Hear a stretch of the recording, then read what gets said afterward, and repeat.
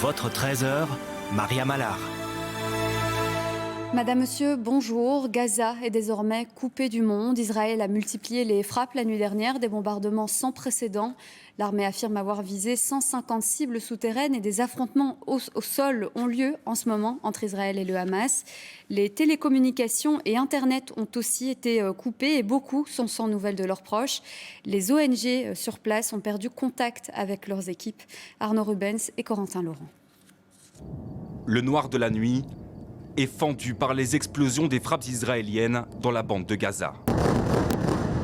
L'armée israélienne qui fournit ces images dit avoir lancé une offensive contre les combattants du Hamas. D'une part, en multipliant les frappes aériennes dans l'enclave, d'autre part, en mobilisant des blindés et des soldats dans une incursion terrestre. Depuis l'autre côté de la frontière, on pouvait apercevoir des fusées éclairantes tirées depuis le sol. Les combats ont duré toute la nuit et se poursuivent ce matin. Les forces sont toujours sur le terrain et poursuivent la guerre. Jusqu'à maintenant, en ce qui concerne l'activité d'hier soir, il n'y a aucune victime parmi nos forces. Nous continuerons à déployer de grands efforts pour protéger nos troupes par des tirs aériens nourris, mais c'est un vrai combat.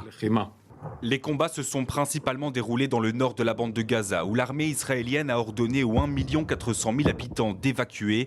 L'objectif annoncé par Israël est de viser 150 cibles souterraines où se cachent des combattants du Hamas. Mais sur place, Médecins sans frontières rapportent de nombreuses victimes civiles.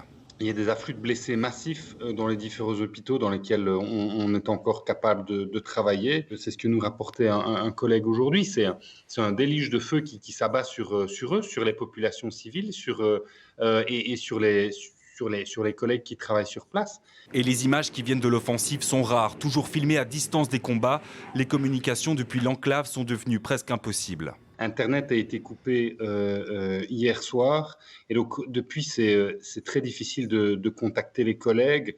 On a encore certains collègues qu'on n'arrive toujours pas à contacter et à joindre. Selon la défense civile du territoire contrôlé par le Hamas, plusieurs centaines de bâtiments et d'habitations ont été détruits. Alors, Ariane Ménage est notre correspondante à Tel Aviv. Ce qui se passe à Gaza inquiète aussi les familles des otages du Hamas. Ariane, d'autant que cette opération n'est pas terminée. Oui, l'armée israélienne qui a confirmé ce matin que ses troupes d'infanterie au sol, je cite, étendaient le champ de leurs opérations à l'intérieur de la bande de Gaza. On a vu aussi depuis hier soir une nette intensification des frappes de l'armée israélienne sur l'enclave, des bombardements les plus intenses depuis 3 semaines, ce qui semble marquer effectivement une seconde étape dans cette guerre, même si ce n'est pas le scénario de la grande offensive terrestre un temps annoncée. C'est une situation qui, évidemment, vous l'avez rappelé, inquiète particulièrement les familles des otages. Elles sont rassemblées ici, comme vous pouvez le voir derrière moi, aujourd'hui à Tel Aviv, devant le quartier général de la Défense. Elles sont rassemblées pour exiger des réponses de la part du Premier ministre, du ministre de la Défense israélien. On ressent aussi ici la colère de certaines de ces familles qui, disent-elles, n'ont pas été prévenues de l'intensification des opérations de l'armée israélienne à Gaza. Elle demande au gouvernement à ce que la priorité soit tout d'abord de libérer tous les otages, quelle que soit leur nationalité. Ils sont, selon les derniers chiffres, au moins 229 Israéliens ou étrangers aux mains du Hamas. Ariane Ménage, notre correspondante à Tel Aviv. Et les réactions internationales sont nombreuses ce matin et l'Assemblée générale des Nations unies a voté une résolution hier soir.